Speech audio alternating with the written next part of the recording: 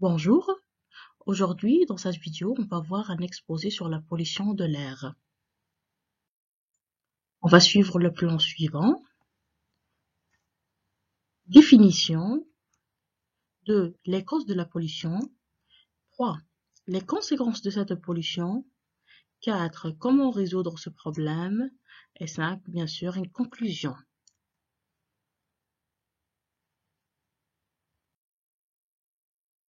Commençons par définition. La pollution de l'air est partout sur Terre, produite par les voitures, les usines. Cela a des conséquences sur la santé de l'homme, la santé des animaux et sur l'environnement. Ces causes.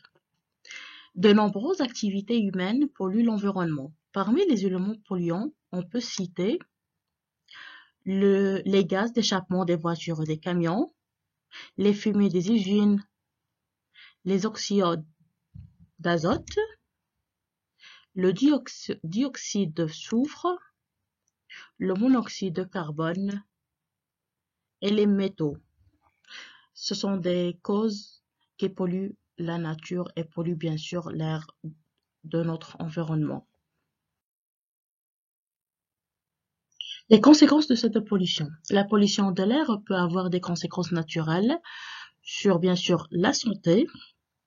Par exemple, elle a des impacts négatifs qui sont importants sur notre santé. En effet, elle est entre autres à l'origine de nombreux décès prématurés, des séjours à l'hôpital, de l'apparition de maladies respiratoires, cardiovasculaires et des cancers.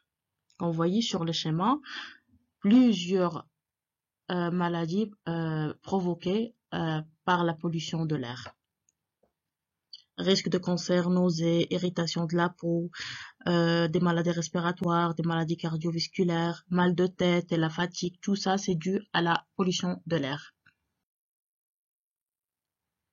Elle a des effets sur la nature. Certaines actions humaines détruisent la nature de façon directe, par exemple le déversement de déchets dans la nature, ou indirect, par exemple les voitures et les avions et tout ça. Tout ça pollue la nature. Que pourrait faire l'homme pour minimiser ces risques? Des solutions.